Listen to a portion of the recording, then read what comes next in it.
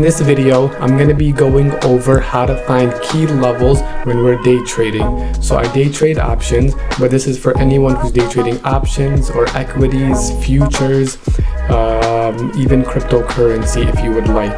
This is an indicator that I created. I call it key levels because it finds key levels on any time frame that we are looking at. So without further ado, let's jump on to TradingView. So when we come to TradingView, this is the indicator that I created. It's right here.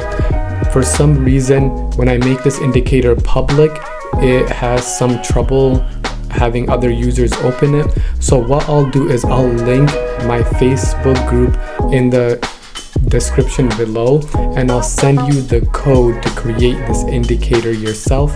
And before we start, I'll show you guys really quick how to create the code. So when you receive this code, you just come to the bottom right here with this arrow, you click on it and you paste the code right here where it says Pine Editor. If there's something there, delete it, paste the code here, and then go to add to chart. Once you do that, it'll be on your chart. But if you want to save it, go to publish, and it'll give you prompts to put a name under it and to write something in the description, and then just favorite it so you'll keep it in your scripts. Now that we got that over with, let's jump on to the indicator itself. So for this, I'm going to be using SPY, and I'll show you guys how I traded SPY this morning. So we'll just go back in time to before the markets opened. So I used the replay feature to go back in time. This is very important for anyone who's day trading. Make sure you're always back testing your strategies and whatever indicators you are using to see if they're actually working. Now, when we go to the actual indicator, we can see that we can pick any time frame. But for anything, higher time frames always work better.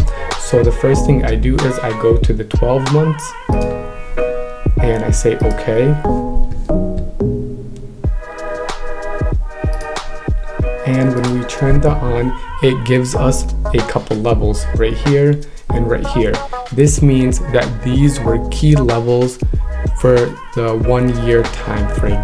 So what I like to do is, instead of keeping just these levels, I go to here, I go to rectangle, and I turn it into a zone like that.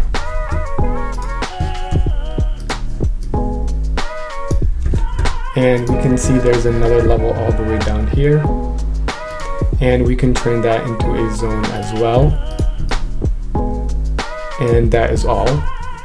Now I go back to settings, and now I change it to the 1 month time frame. So these are key levels for the 1 month time frame. So I do the same thing. I'll just clone these a few times. So this one can come up here. This one can come up here. And then let's make one more, and this one can come down here. And then now I just turn off the indicators. When I trade, I like to use the 2 or 5 minute time frames, and we can stretch these out a little bit.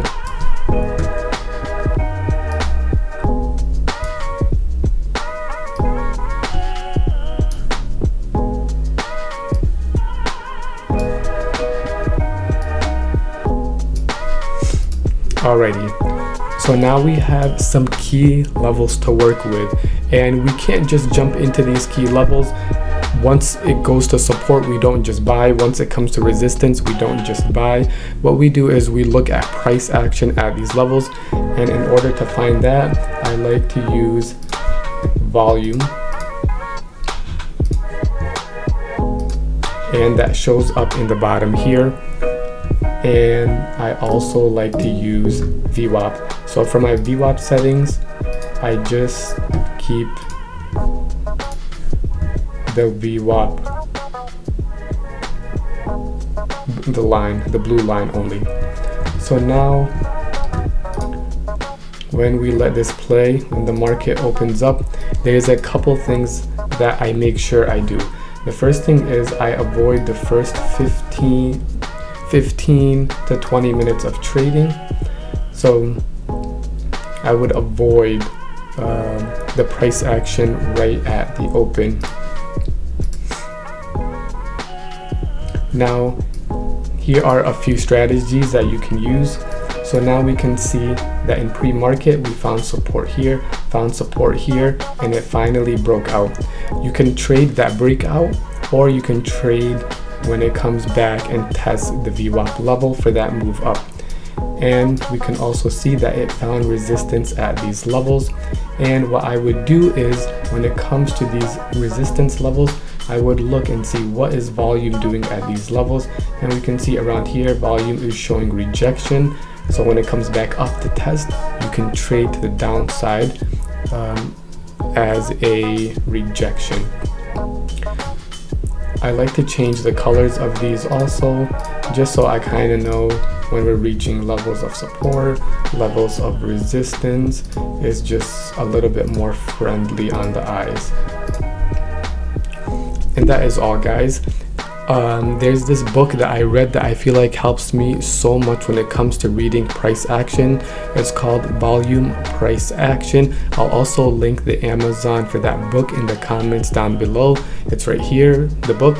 It's amazing. It teaches you how to read volume and candles. I read it a couple times and I always refer back to it when I start struggling with price action. Alright guys, that is all for this video. Peace.